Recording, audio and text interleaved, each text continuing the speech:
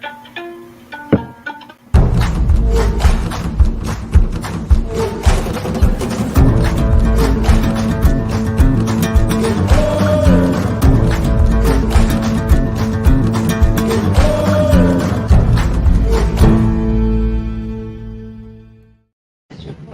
evening, everybody, and welcome to another edition of Inside the Pigskin. I feel an echo somewhere, and hopefully I won't feel it too long.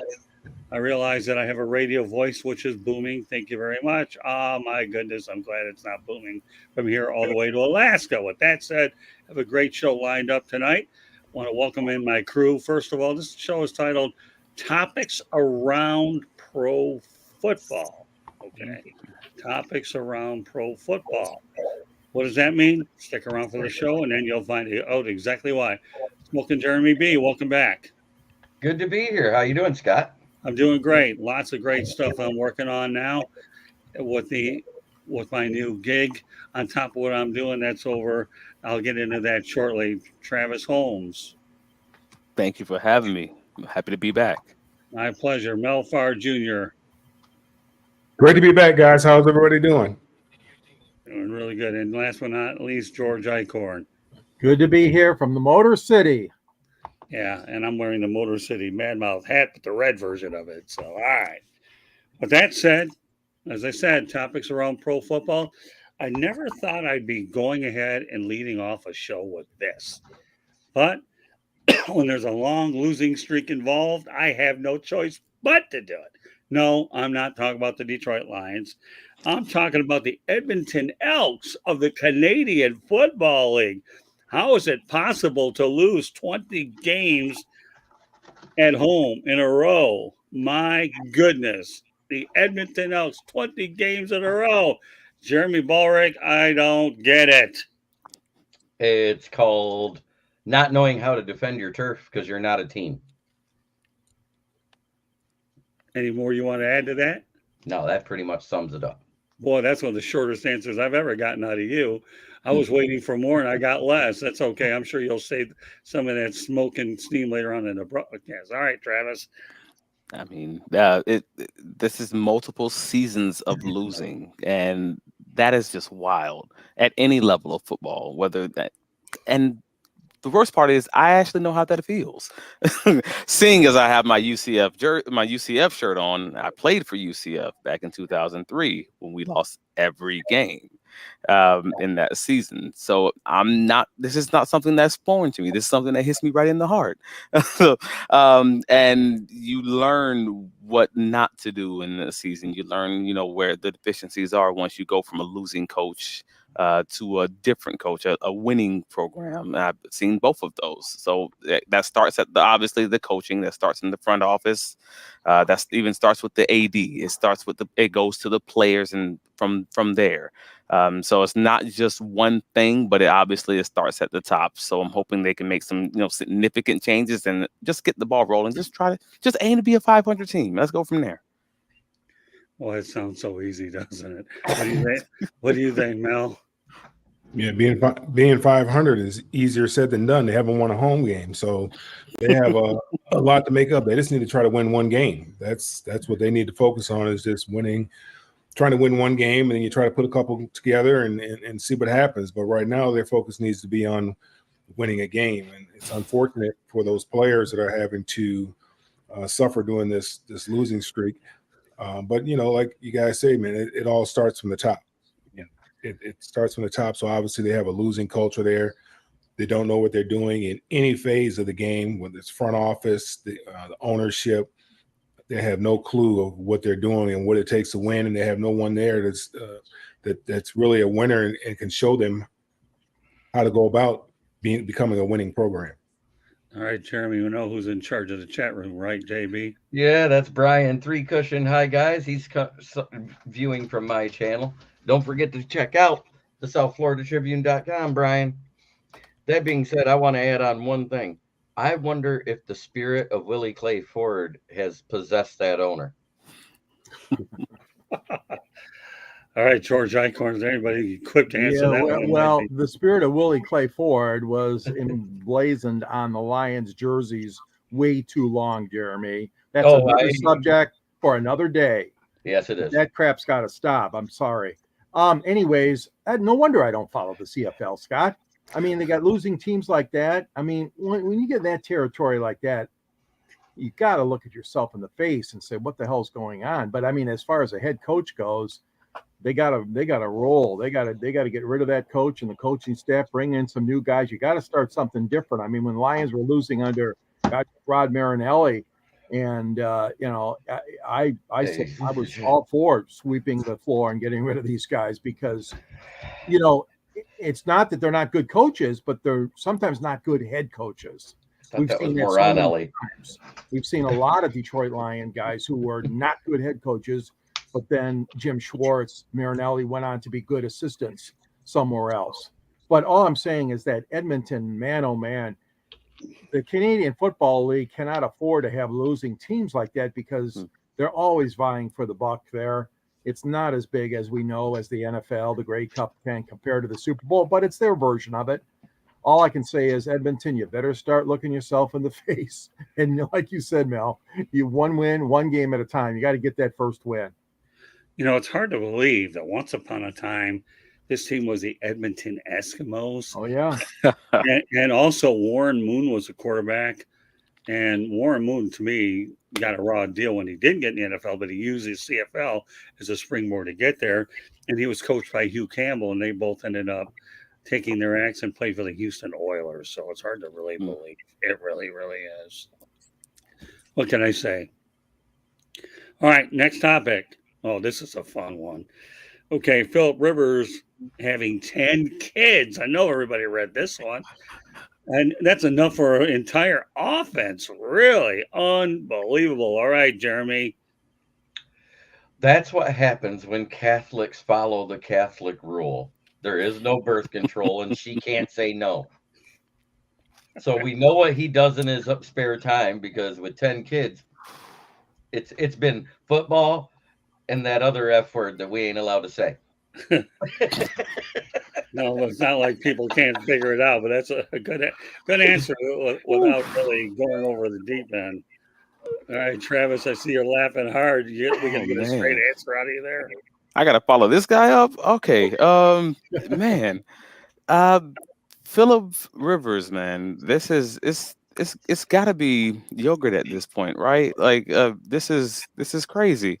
But I read in the article. Right? Yeah, I'm like, at this point, it's wild. But I think I read earlier when it first dropped that he has like one that's 21 years old, and obviously the youngest one that's going to be 1 month old or whatever. Yeah, to be born. That's a huge range. But if you can afford it, I mean, let's be honest. The vast majority of us, we don't have that many kids because, one, you can't afford it, and two, you probably just can't get enough help and you want some sanity. But if you can afford help, you have big family, he's a millionaire, and that's what you want to do. I mean, Godspeed, but good luck with that. But that is wild. And it's only his third boy. That's the wildest part. You got 10 kids and 3 of them and 7 girls. Whoo, Lord. So you're saying he's got a WNBA team and half of an offensive line. Yes, that's something. That is funny. I like that. That was good. You, Travis and Jeremy feeding off each other real well. All right, Mel. I don't know how many kids you have, but I can't imagine it's this many. No, I don't have 10, but I have 5. But more power to them. I say, and a long time ago, I made a decision. I didn't want to have any more kids. Kids are work, and kids are, you worry about your kids all the time. I mean, like I said, more power to them. I mean, that's just, I told my dad, I said, man, why don't you tell me kids were this much worry, man? Just cause you to worry so much. If I would have known that, I wouldn't have had so many. Because kids are cute and they're cuddly and they give you all kind of love, and you can give them all kind of love. So I mean, they're just great. But when they get older and you get them out and they get outside of that little bubble that you have them in, that's when you start to worry about them. When they start to get older and start making their own decisions, and you listen to the news when you get on in the morning and all the different things that are going on. Especially since I have 4 girls and only 1 boy. So you hear all these different things that are going on. It's amazing. It's a wonder I can sleep at night, to be honest with you. So I can imagine, as he gets older. And I know he's a Christian guy, but still, as a Christian, you still worry about your children, and you want the best for them, and you don't want to have anything to happen to them. That's a lot. So more power to him. Well, George, you only have two girls, that is, and they're all grown up. Yeah, just two girls. We stopped at that. We've been blessed with two girls, but my wife came from a large family, 7 kids. I came from a pretty good sized family, 5 of us. I'm not totally shocked. The thing that really surprises me is usually I hear about this stuff a little bit earlier on. This one caught me off guard because I did not know that was even going on. You'd think like when he had 5 or 6 or whatever, that's some story. I mean, unless I just wasn't reading enough papers or online stuff, but that's what caught me off guard. I didn't know he had that many, but that's a tough nut to crack. That's a full plate, whatever cliche you want to say. He's got his work cut out, like you guys said, but he and his wife, they got my thoughts and prayers. I mean, that's going to be a tough job even going forward. Like Mel said, is when they get older and then you even worry even more about it. Well, the only thing I'll say about the subject is this, okay? I have cats, okay? Never had kids. I'm too busted up through the years to even think it would happen.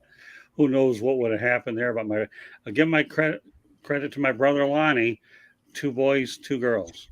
So, right down the middle. And of course, now that family's expanded into the grandkids business and all that. So I'll take my cats all day long. It wasn't meant to be in my lifetime. All right. Before we go to the chat room, I just want you want to say something? Yeah, Mel, I had 5 also, and I'll tell you what. You know why, right? Because it was fun making them. Yeah. Well, I just wanted to practice. Yeah, the first one I was poking for fun, and she took me serious. All right, so let me go over some particulars here, just so you know that Inside the Pigskin, okay, is being broadcast around the world. The audio version of this show, Inside the Pigskin, can be heard on iHeartRadio, Apple, Spotify, Google, wherever you get your podcasts. Please hit the red subscribe button on YouTube, South Florida Tribune. We're striving for 1,000 subscribers. Please also comment, like, and share the broadcast. Want to be a guest? Well, go to the chat room. That's one way to do it. Or send your topic ideas to southfloridatribune@gmail.com. If you want to advertise cost efficiently, call me 954-304-4941. We broadcast live on Facebook, LinkedIn, Twitter, and YouTube. Also, our website, www.southfloridatribune.com. You can find me on Twitter at Tribune South. Candy Ebling is behind the scenes. And coming up later this summer, the Motor City Mad Mouse Show will be debuting on the Eagle Corp Media Studios in Boca Raton, owned by Dr. Edwin Hernandez. We'll keep you posted. I happen to be the president of Media Studios for a technology-based company, so stay tuned for updates. All right, now to the chat room.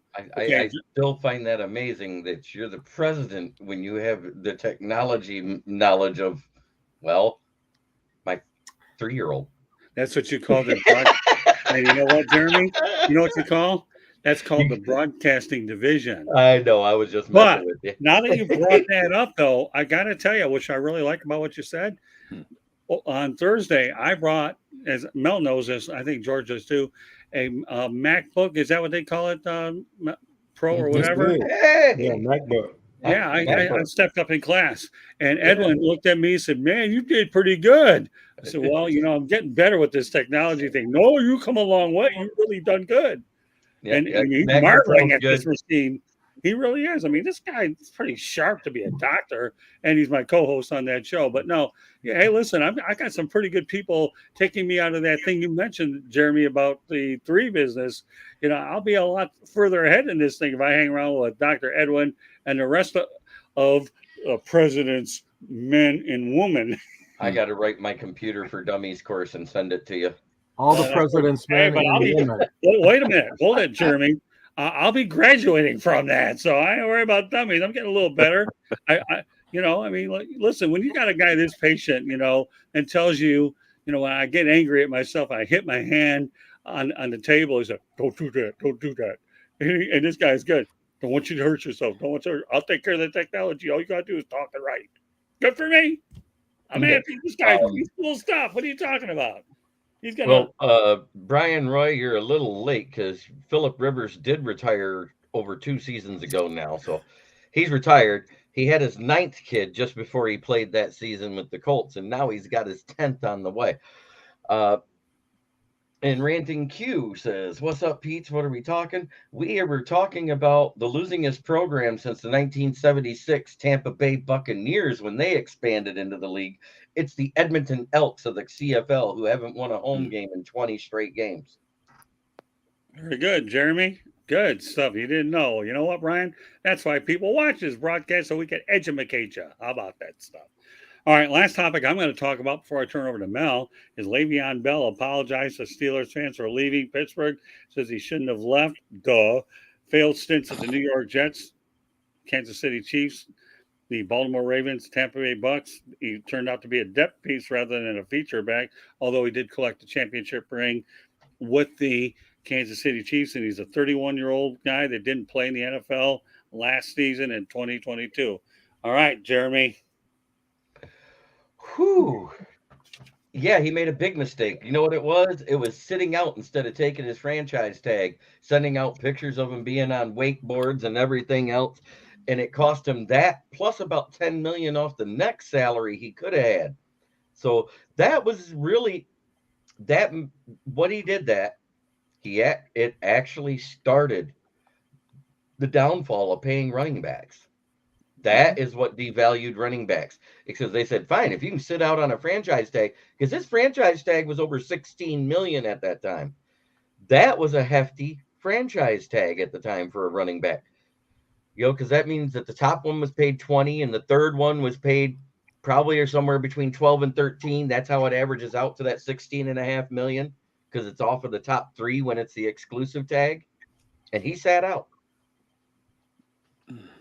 Travis? He's right to apologize to the fans because he's done playing. Any athlete, when you leave the fan base who basically made you great, and I'm not saying the fan base made him great, but that's the team that he played for when he had his greatest time in the NFL. It's no different than, I don't know, anyone. Like you got what's the receiver? You got Megatron, who's finally getting in good graces with the Lions, or really it's the Lions getting in good graces with Megatron. But you know what I'm getting at. Mhm. Normally, when someone's retiring, they're looking back on their career and they're looking back on their life. They want to make sure that they're not holding on to something, or someone else is holding on to something in reference to them. So I fully understand why he's apologizing to the fans in Pittsburgh. But let's be honest. Had it worked, would he be apologizing? Had he had some, all pro years in New York or in Kansas City, or, all of that, he wouldn't be apologizing right now. He's apologizing because it didn't work. And in every circle of the NFL and all the fan conversations, we've all known this was a bad, decision for years. So this is not like new information. He's just looking back on his life, and rightfully so. He's figuring out, hey, maybe I need to just make sure I rectify this, for my legacy's sake. And I fully understand that. But to your point, Jeremy, with the franchise tag, they actually franchised him twice, I believe, in back-to-back years, right? That was his first tag, and he sat out. That was the first one? Yep. I could have sworn it was 2 in a row. No, they picked up his 5th-year option the year before, and then he was tagged.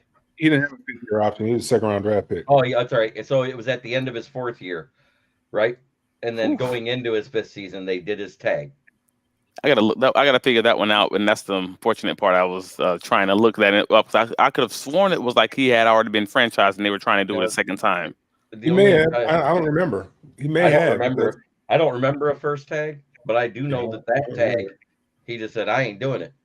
Yeah, I know that tag was 16 million. I know that. Yeah, and yeah, so 5 to be exact. So they offered him $70 million contract with with a $30 million guarantee. And yeah, I'll have to find it. That stinks timing wise. I just wasn't able to locate it, but I could have sworn it was a second tag. But nevertheless, the apology is because it didn't work. That's really what it came down to. And he was with a team that had an offensive line where it worked for his, he was able to slow play reads. He was able to, figure out which it's just his style of running. He was able to slow play it and figure out which hole to go into. And then he goes to New York, who didn't have as strong of an offensive line, and he wasn't able to find those holes and slow play. Like it's better for a running back to just immediately make that decision and get downhill. Stylistically, it didn't work, and by the time he's in Kansas City, he's a much older back, and it's just a different system. It didn't work out timing wise. Well, it stunk, but nevertheless, he apologized because it didn't work out. If it worked out, he wouldn't be apologizing today. Well, the only thing I'll say before I turn it over to Mel is, number one, when you don't play with Mike Tomlin, that's a bad move. One of the best coaches out there. And if you wonder how things went for Antonio Brown when he left Pittsburgh, I say more. So go ahead, Mel. Take it from there. Well, I mean, those are two peas in a pod. But yeah, obviously, right now, hindsight is always 20/20. So when you go back and you look at things and you can say, man, I should have did this and should have done that. And like Travis is saying, yeah, I mean, he, had things worked out differently, he probably wouldn't be saying that. But his best years were without question were in Pittsburgh, and he could probably still be playing, because I think he's only 29, 30 years old or something like that. I mean, he's not very old. 32, actually. 32. All right. Yeah. So I mean, he could have had some more productive years there without question in Pittsburgh, and then Najee could have came along. But it's unfortunate. At the time, I felt he was getting making a bad decision, whether he was getting bad advice, whether he made that decision on his own. I just felt that was a bad decision on his part to sit out the entire year, because, as football players, you need to play. You want to play and you need to play. And when he came back, obviously he wasn't the same kind of running back. And as Travis alluded, they were used to his style. That style that he ran the football with, their offensive line was used to that style. When you go somewhere else, offensive line is not used to that type of style, the running style that Le'Veon Bell had. And, everywhere else that he went, it just didn't work for him. So, yeah, I think it, had things worked out for him, and he validated that decision by going out, getting a big contract, and then having monster years. Then he probably wouldn't be, issuing this apology to the Pittsburgh Steelers fans. But because it did work out the way it did, and, you kind of looking back on it now and saying, yeah, man, that probably wasn't a good decision. We understand that. It's just simply because things didn't work out. George, you have a final word on this? There's not too much more I can add. You mentioned about Tomlinson, but don't forget another great coach this guy played for, Mark D'Antonio, Michigan State Spartans. I followed Le'Veon Bell's career. I always admired him. He was a great Spartan, and I know George Blaha held him in high esteem, the broadcaster. He made a mistake, like you were talking about, Travis. I mean, yeah, he admits it now, and it was wrong. Whether it was just him or whether it was his agent or who all made the decision, it was a mistake. And you guys are absolutely right. You've hit it all on all the top things that I was going to talk about. With you're talking about going to a different team, a different style of the game. But the bottom line is, he still got a ring. He still got a ring at Kansas City, so he's got something. But boy, he lost. He gave up on a lot of money and a lot of career years. And, you just feel bad for young men, young ladies in sports when they make up those kind of decisions and they don't work out. But from an individual standpoint, two great coaches. He should have stayed with all the things that those two guys taught him, and he would have been on the right track. Chat room, Scott. Jeremy. Yep. Running backs in general are disposable now. Team principals won't pay them anymore. They might give a 1-year franchise tag, though before making a new move, Bell made a mistake. Yeah, no doubt about that. You're right, Travis. That was his second franchise tag. I was just about to say that. I just found an old 2018 Yahoo article that was talking about it. It was his second franchise tag in a row. But the first one was a transitional, and nobody traded for him. The second one was the exclusive. Right, that's what made NFL running backs and players across the league start talking about the whole 3 franchise tag in a row rule in their negotiations. But yeah, this is curious. I didn't remember all this, so this is a good conversation, guys. Yeah, it sure is. All right. Well, with that said, this conversation is going to have a new moderator, and it's called Mel Farr. Take over, Mel. Well, that's a good topic that we're on, because that kind of segues right into what I want to talk about. With the tag, or excuse me, the deadline passing for franchise players to try to come to agreement with their teams on a long-term contract. Saw a lot of running backs that did not get long-term contracts. And I was just thinking about it. Out of all the positions, the franchise tag for running backs is the only one that's gone down. Every other position that the tag number has gone up. Running backs has gone down. And you hear the running backs and how they're talking, they don't feel that it's fair. The one thing that I don't like, and I don't understand why, I think the NFL probably has the weakest players union and CBA and the worst CBA out of all major league sports. How they allow this franchise tag to stay in there, because a player never really realizes true free agency if you have that franchise tag. You really can't go out there and test your worth with that franchise tag when you have to give up. If you have the exclusive franchise, you have to give up, I believe it was 2 first-round picks in order for another team to sign you. And I think even then, I think the team, I don't remember, I think the team still has an opportunity to match it, if I'm not mistaken. I have to go back and look at it, but I'm not mistaken. And then the other tag, I think it's just I think it leaves some room for negotiations, first round pick, but there is some room for you to negotiate that down, I believe, maybe. That's the worst thing that could be in the CBA is the franchise tag, especially for the running backs. And running backs now are in a position now where they take the most beating. They touch the ball second most to quarterback. They are expected to catch the football. They're expected to run the football, and they're expected to participate in the passing game and pass protection. So they have to know just as much as a quarterback in the passing game, except for where to throw the football, the progressions, reading progressions, and all that kind of stuff. But they have to understand who's blocking who, so they know who they have to block. So they have to know who everyone is blocking on the offensive line, and then be able to stand in there and block somebody efficiently, so that the quarterback doesn't get killed.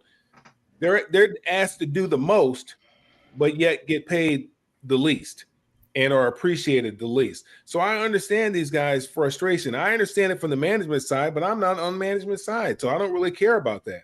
These guys deserve to get paid their worth, and they're not getting paid their worth right now. If you want a guy to run the ball, you want a guy to participate in pass protection, and you also want to participate in the passing game, go out there running routes and so forth and so on, then he should be getting paid for 3 positions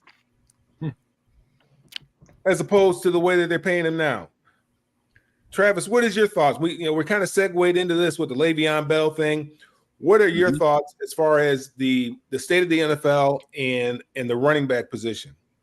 So I thought this is a fun one. I made a video yesterday, just kind of hitting on this. You had Josh Jacobs, Tony Pollard, and Nick Chubb. I'm sorry. No. Nick Chubb. Saquon Barkley. Saquon Barkley. Oh, Saquon Barkley. Oh, the main contract, 3. And contract talks broke down with Nick Chubb too. They were talking about but he had an extension back in 2021. He had an extension. Yeah, he was actually the last running back that had a big extension signed. Like, we've had no running backs have long-term deals signed in the last 2 years. My point is that no long-term deals over the last 2 seasons. That's wild. But we're talking about franchise players. And you look at what they've done, even with Melvin Gordon, what they did with him, and how he turned down some money that was supposedly, on it, 14 million, 15 million, but he wanted some ridiculous money, and he hasn't gotten close to that type of money. But go ahead. I'm sorry, Travis. No, I mean, but at the end of the day, you have a players union, and yes, and it sounds like it, and if I'm mistakenly putting this summary on you, it sounds like your main issue with all of this negotiation falls on the NFLPA. Would that be correct? I think they have a large part to do with it. Yeah, without question. Cool. As far as this franchise tag, is concerned.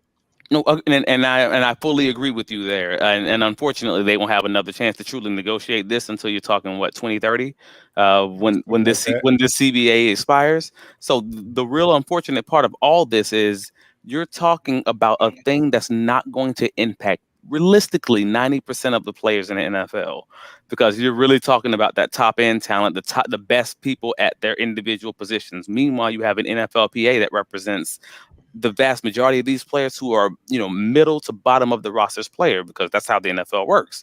You're going to have the vast majority of those guys be, the bottom roster, some of the practice squad players, some of the average guys who know the franchise tag is not going to impact them.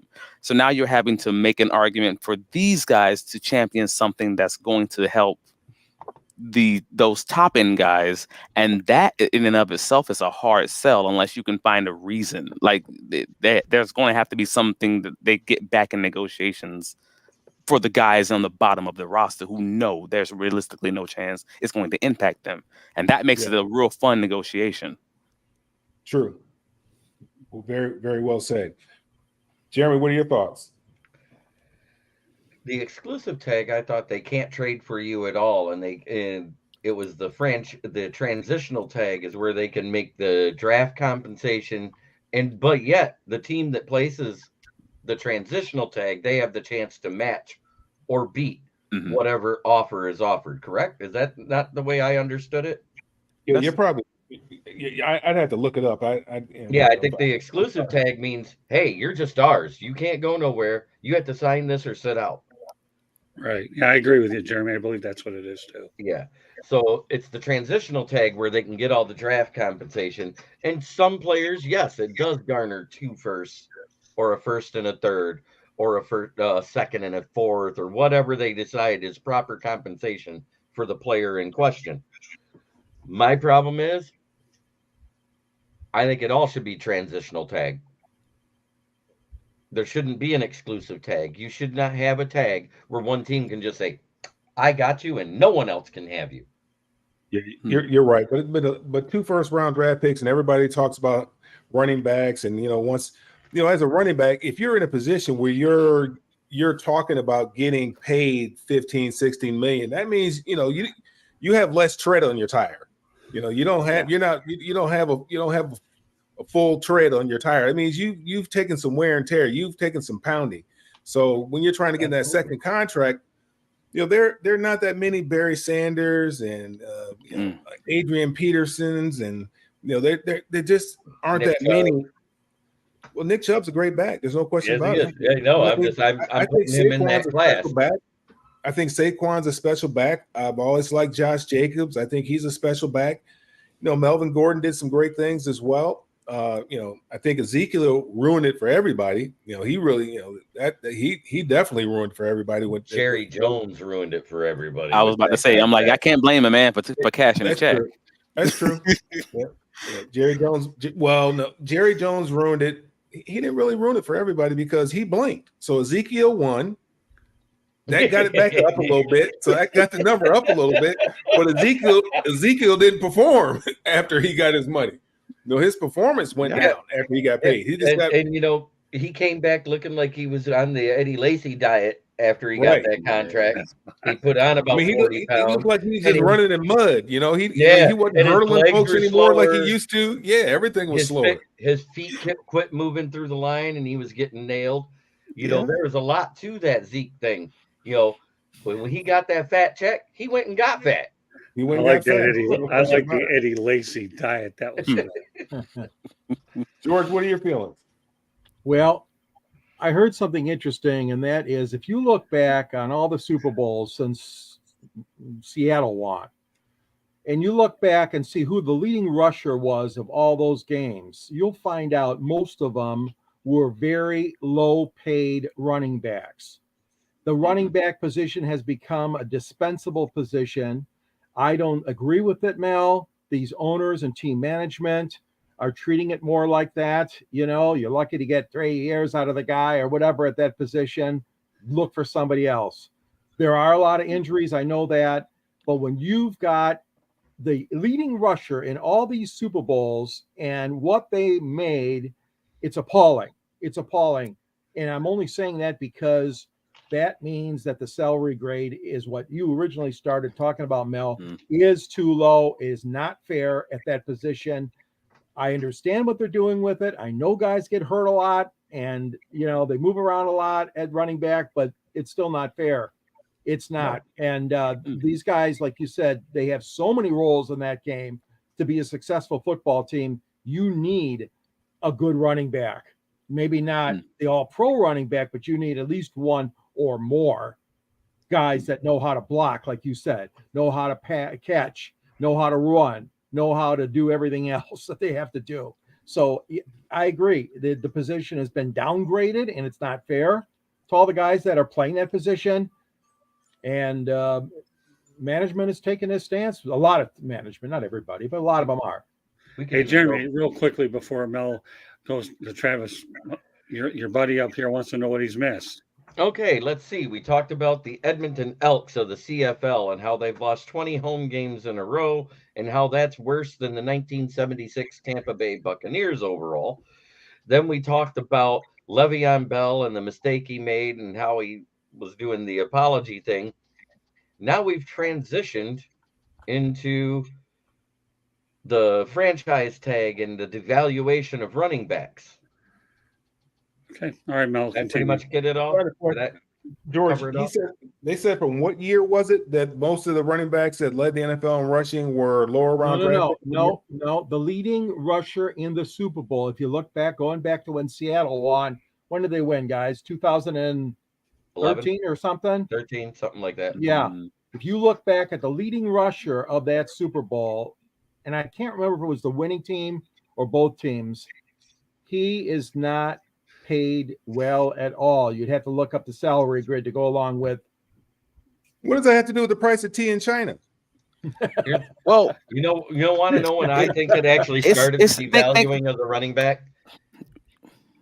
It was after Eddie George. He was the last featured back for the Patriots, and then they went to a running back by committee. As soon as they started doing running back by committees and less featured backs on each team, the running back became devalued because you're not using a featured back anymore. You're splitting it up. Oh, this guy runs good. He's going to be our RB1.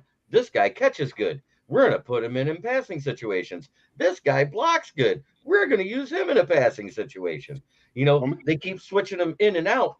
It's not fair to the ones that can do it all, is what I'm getting at. I'm going to tell you what's going to happen at that position. You're not going to get the best players at that position because guys aren't going to want to play the position. They see all this stuff. If I see this and I'm in high school, I'm going in tomorrow, coach, I want to play linebacker. Because guess what? Linebacker is the second highest paid player as far as franchise tag is concerned. It's quarterback, then linebackers. So guess what? I'm going to play linebacker, coach. I don't want to play running back anymore. All of a sudden, I'm going to get the case of the fumbles. I can't hold onto the ball. I can't catch a ball. I'm going to have bored hands. I can't catch the ball. I can't do nothing. I can't hit the holes. I will be on defense within a week. I promise you, playing linebacker. I will no longer be a running back. Well, we've seen this slow change into all these different intelligent money guys, these Wall Street guys, these computer guys, these analytic guys in the front offices of NFLs. And we've seen this from the Patriots. They've had their person. We've seen it with the Rams. We've seen it go slowly go across the entire NFL. This is what happens when you have all these guys who just look at the core numbers and they're going to figure out, hey, where is the money best spent? And if they're coming to the conclusion that the money's not best spent in an individual running back who can get injured, and instead just spend it with the lower amount on multiple running backs to kind of diversify how they're used, then that's kind of what happens. That's just the logical end result of, hey man, these guys are moneyballing this thing, and they just figured out this is the interchangeable cog in the machine. So cool. Like, it's just weird, but that's kind of how it worked out. Look, let's be real. Anybody can get injured. Middle linebackers can get injured too. Just as simple, as easy as a running back can get injured. Fair. Anybody, offensive linemen, they can get injured. I mean, they get injured all the time because guys fall on their legs. That interior line, they get hurt because people fall on their legs. Wide receivers, they blow their knees out running routes, trying to do things that they really shouldn't be doing. But video games do it, and they think they can cut like video games, and they blow their knees out. So I mean, be honest, anybody can get hurt. That's just really an excuse for running backs because anybody can get hurt. Some of the most durable. But what is the drop off? Players are running backs, right? But what's the drop off? When they get hurt, it's usually major, pretty devastating. Yeah. The franchise tag hierarchy, if I remember right, quarterback, linebacker, wide receiver, offensive line, tight ends, defensive line, defensive backs, then running back. Is Correct? kicker right? Is kicker next? It's quarterback, Yeah, linebacker, we're wide on receiver, defensive end, defensive tackle, offensive line, corner, safety, tight end, running back. Yeah, running back is dead last in the franchise tag Right above hierarchy is kicker what I and was getting punter. at. Right Yeah, above right above kicking and kicker and punter and water boy. I don't count those because how often does somebody Oh, man. franchise tag a kicker? Actually, it's has. happened. It actually It's does happened. happen because of the but low not a number. lot. Yeah, it happened. Hey, by the way, Travis, Brian agrees with you. Yes, he does. Okay, go ahead. Thank you, Brian. Brian, your check's in the mail. There you go. What else you got, Mel? Actually, Scott, I only had one topic today, and I appreciate the time and I appreciate you guys' input. And Scott, I'm gonna throw it back to you. Thank you very much, Mel. You know what? It's amazing how some of these things segue so well. They really, really do. And, like anything else, it's hit and miss on some of these. But I think the one thing that we can definitely learn about this show when you summarize things in their perspective is this is a running back oriented show when we speak of Le'Veon Bell. And of course, now your incredible topic, Mel, about the devaluation of running backs. Obviously, the Elks to me is comical. The kids thing with birth control, I never thought I'd see birth control mentioned on one of these shows, but Lack of, yes. but I will say this. The lack of. I have to say this over at the Media Studios. I did an interview with somebody over there who's one that I'll be coaching, and this woman has one child, and I asked her, okay, how many Labor Days have you had? She said, only one. No, you don't forget about the Jerry Lewis telethon in September. And she ended up with two. And she was laughing so hard. It's like, and then Edwin's like, where did this one come from? Where all the other ones have come from? And you even scratch the surface here. And, it's just, and then I kidded around with the woman and mentioned the Lion King. Hakuna Matata is no worry. But as long as you're working with me, do as you're told and do as you're instructed, we'll be all right. She walked away, and she's actually due back for another coaching session later this week. So that's great. Some very unique topics here tonight, but that's what makes Inside the Pigskin, the magazine show that it is. We'd like to have contribution from everybody. And I'm going to tell you right now, we're going to let Brian. All right, Jeremy. I think you're going to see running backs catching more passes. Yes, if you look at, you see that more and more every year because they get a person with that skill set who's a better receiver than they are a runner, and that's where they miss in space. They're better making people miss in space, in small spaces and in large spaces. They're better making people miss. Right. I think one of the best all-purpose. I'm sorry, Jeremy. I think one of the best all-purpose backs I've ever seen was James Wilder, formerly of the Tampa Bay Buccaneers. Oh my God, this guy can do everything. I know that there's a lot, and then everybody wonders what would have happened if Barry Sanders became a receiver to go along with what he did. Well, we'll never know. But if he played or if he had the Cowboys' offensive line. Yeah, actually, he was asked about that, and he said, "I didn't want to play with linemen that big because it's harder to fit between them." Well, it's funny, but again, this goes back to all those smart, all those smart guys, all those fantasy football guys. Like anyone who plays fantasy football and sees all those advanced analytics these days knows what I'm about to get into when you talk about yards per touch. That's basically what they've done. They video gamed this. That's what they've done. They made this into just a video game. I'm in the back room just figuring out, hey, if I can get this guy this yardage in space instead of handing the ball off, I just throw it to him over the line of scrimmage, 1 yard catch, and they get an extra yard per play. This is going to be the difference in the game. They're trying to find ways to make that work. And again, it's another way that it's making it rough for the running backs who aren't as versatile. Like if you have that guy that is versatile and can do both things, then you're talking about those top end guys who may have a chance of getting paid, and there's no guarantee there even. But yeah, those are those guys. Otherwise, you're going to have all those specialists, we'll call them, who will get paid, $3-5 million in a season, but they can catch passes well and still get you 3 yards a pop. Unless they come up with at some point in time that yardage you can get 2 for 1 or something like that. Emmitt Smith's rushing record is safe. Like Kareem, that record felt pretty safe. Then they came up with the 3-point shot, and all of a sudden, people started flirting with surpassing Kareem. Kareem, I don't think he ever made a 2-point shot. I think he only attempted one. So those are all 2-pointers that he made, and LeBron finally passed him. So I think Emmett, unless they come up with some kind of rule where you get 2 for 1, I think his rushing record is probably safe. We'll probably never see anybody approach Never that see number. anybody play long enough to break it. Let me ask everybody one quick yes or no question. I forgot about this. Tyreek Hill mentioned on a podcast the other day that he's going to have 2,000 yards receiving this year. Just yes or no. Jeremy, you think he's going to get 2,000 yards this year? Probably not. I'm not saying he can't, though. He said one word. Can't you count? I can't do yes or no on that. Yes or no is difficult. He is capable of getting 2,000 yards. As long as Tua stays healthy. That's the biggest thing. Tua's not going to stay healthy.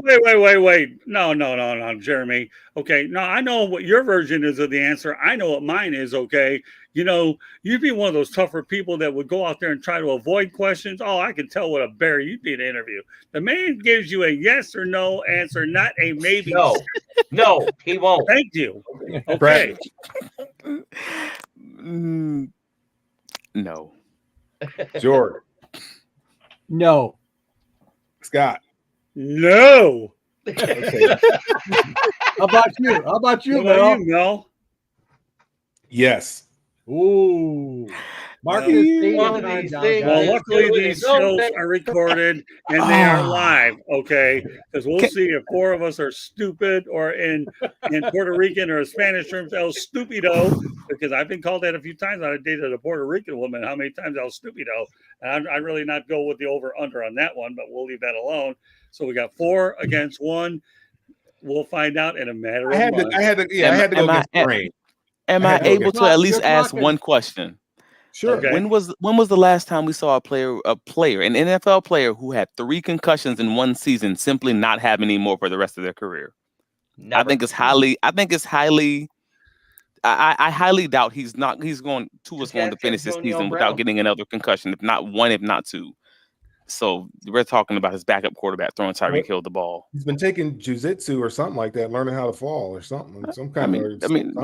That's cool. So do kids. He better invest in second skull. They're using it in college and high school. It has already reduced concussions by 40%. Okay, you're right. I like that. So he'll only have 1 this year. I like it. All right, so we're doing okay time-wise, although I should point out immediately after Inside the Pigskin, we have 108 Stitches baseball talk. So let's make them short and sweet. Parting shots. Jeremy, lead off. Okay. I heard something on 97.1 The Ticket while I was listening on the way into work. What do you think if they enacted the rule that they use in the Canadian Football League to help get running backs to speed a little faster, allowing them to start to run forward like the gunner in arena football? So they're at full speed by the time they hit the line and the ball is snapped. What do you guys think? Running backs do that too? I thought it was just wide receivers when they run around. It's running backs in the CFL. It's arena football league. It's wide receiver. Yeah, I think anything to help the running back is great. I'm not saying necessarily to help the offense. I'm just talking about helping the running back, because I think the game right now is geared towards obviously the passing game. I mean, because that's what, chicks dig the long ball. So that's what the NFL is trying to do. They're trying to gearing this game towards the passing game. Okay, that's interesting.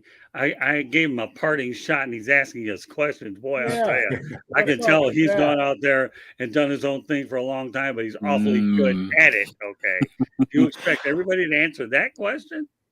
I'm against anything that puts the defense at a disadvantage. I'm all defense right now. I don't care if the game ends 7. You don't like that idea. Yeah, I don't care if the game goes 7-10. I'm here for it. Show me good defense. I will never be happy with a 3-10 or a 7-10 Super Bowl ever again. I was happy. I loved it. That was a great game. Mm-hmm. Okay. Those are the kind of games I like. Slugfest, old fashioned. Who else wants to answer that question? I got nothing to say about it. The only thing I'll say is this, okay? The Canadian Football League is like Canada. It's far and wide, and that's all I have to say. All right, Travis, you had a parting shot? Yes, my parting shot was Sophia Chepanik. She's a lacrosse player who signed an NIL deal back in April. And she was one of the first female college athletes to sign a lifetime NIL deal. So it basically gave her company equity uh, in the company that basically signed her to the deal. And I know no one pays attention to it because it's lacrosse. But the point wasn't that it was a women's sport. The point wasn't that it was lacrosse. The point was people are signing lifetime NIL deals. Now that opens up an entirely new world of an entirely new bag of money, an entirely new world of way of thinking about these things. So whether or not these kids go pro, whether or not these football players are able to, secure the bag in the NFL, they may have a potential, chance to make something of themselves simply on their name and likeness in college for a lifetime bill, lifetime equity in a company. That's dope. That was something that I felt like was maybe a game changer just in these negotiations between these kids and these corporations. Those, especially those bigger ones who may not. Maybe the company doesn't have the money, but it's a little company named Netflix that I can get an NIL deal from for 1% or 0.1% of the company. That sounds like a great deal. 10 years into the future. So I like the I'll take new that deal pot of for money. Yeah, Amazon. I like the new pot of money that this opens up. What university was that at? Where was she? I know she was from Jacksonville because I saw it in a Jacksonville newspaper. If you can bear with me a moment, I can get it for you though. No, it's no problem. I'm just wondering. No, that's a big deal, Travis. That's definitely out of the ordinary. Yeah. University of South Florida, USF. Oh my women's lacrosse She's team. a bull. How about them Bulls? My about goodness.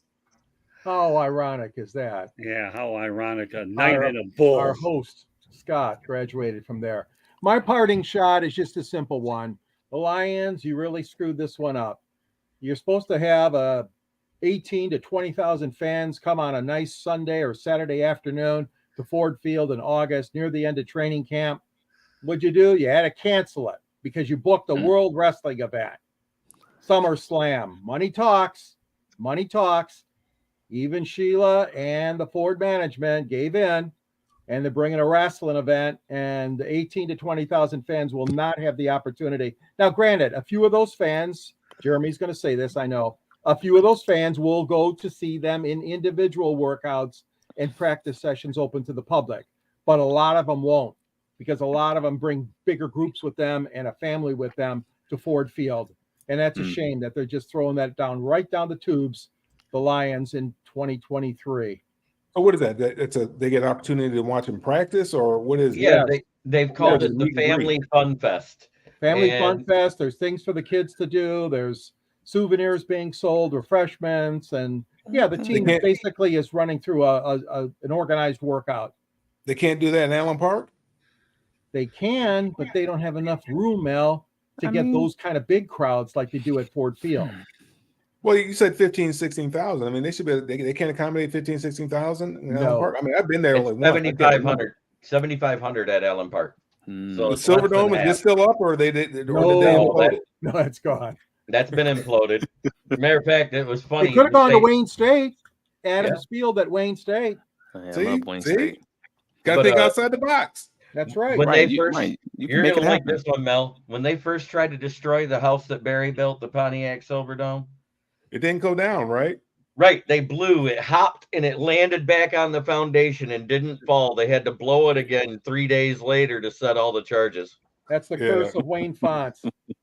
One strong building. Wayne Fonts. Well, he might have cursed it.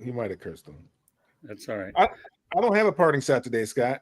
All right. Well, the only thing I'll say is because of Jeremy Bulrock and my wife Candy, I didn't do any sports over the weekend. Can you believe that? You know where I opted to go? My wife thought I was taking her to Key Largo, but no, yours truly, the marathon man, wasn't settling for a 90-minute drive. So I decided to go 4 hours to Key West. And, I'm not going to get many of these weekends where I'm not going to do a whole lot. But I saw a little window to do it.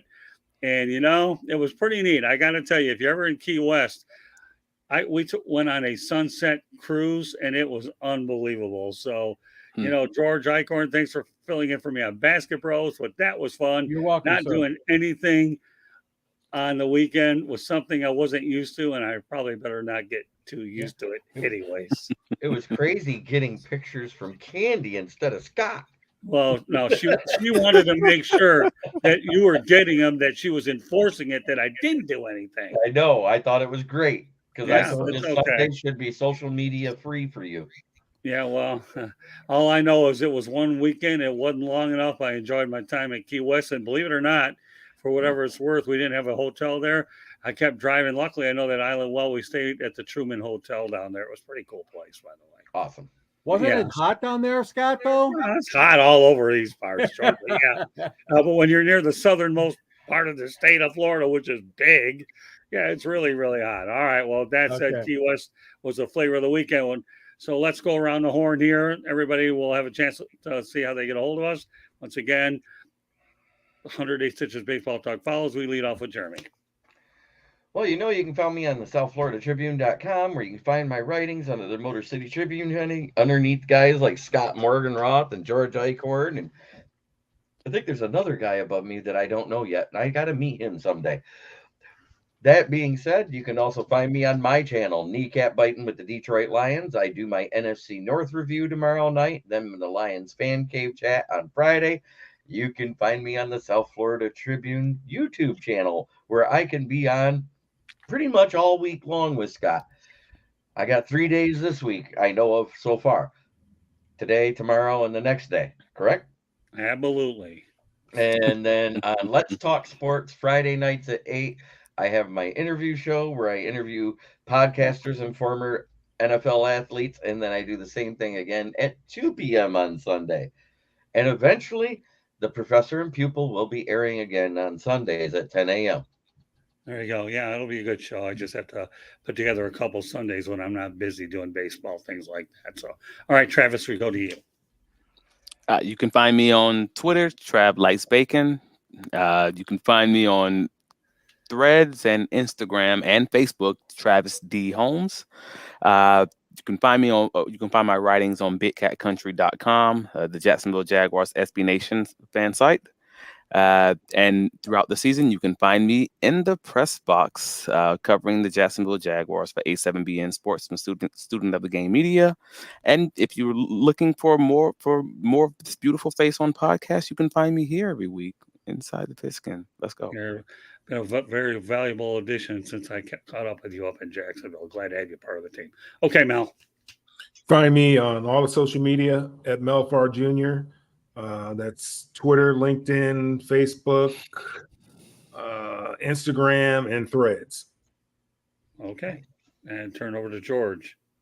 Detroit Sports Broadcasters on the Air. I'm the author of the book. Scott's in the book as well, interviewing Muhammad Ali and Jimmy Connors. And I'm also a writer, as Jeremy said, along with him and Scott and others at the South Florida Tribune, the Motor City Tribune. You can find a link to the book at the end of my columns. Also, you can reach me on Yahoo, of course, at gicorn.com. You can see me on 108 Stitches and when Scott needs me on Sports Exchange, of course, and this wonderful show, Talking Football. And you can also read me in the Detroit Monitor locally in the paper. And finally, just to let everybody know one more time, in case you're joining us, that Inside the Pigskin is being broadcast around the world. The audio version of the Inside the Pigskin can be heard on iHeartRadio, Apple, Spotify, Google, wherever you get your podcast. Please hit the red subscribe button on YouTube, South Florida Tribune. We're striving for 1,000 subscribers. Please also comment, like, and share the broadcast. Want to be a guest? Well, go to the chat room. That's one way to do it. Or send your topic ideas, southfloridatribune@gmail.com. If you want to advertise cost efficiently, call me at 954-304-4941. We broadcast live on Facebook, LinkedIn, Twitter, and YouTube. Website www.southfloridatribune.com. Twitter @Tribune South. Candy Ebling is behind the scenes. And coming up later this summer, the Motor City Mad Mouse Show will be debuting on the Eagle Corp Movie Studios in Boca Raton, owned by Dr. Edwin Hernandez, who will be my co-host. We'll keep you posted.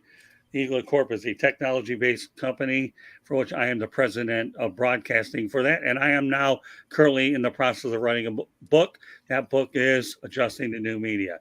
So on behalf of my crew, Jeremy Balrack, Travis Holmes, Mel Farr Jr., George Eichhorn. My name is Scott Morganroth, Motor City Madmouth. Thank you for joining us on this edition of 108.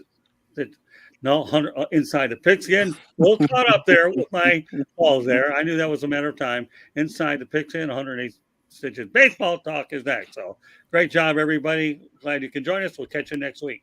Good night, everybody. Good night. Good night. Night.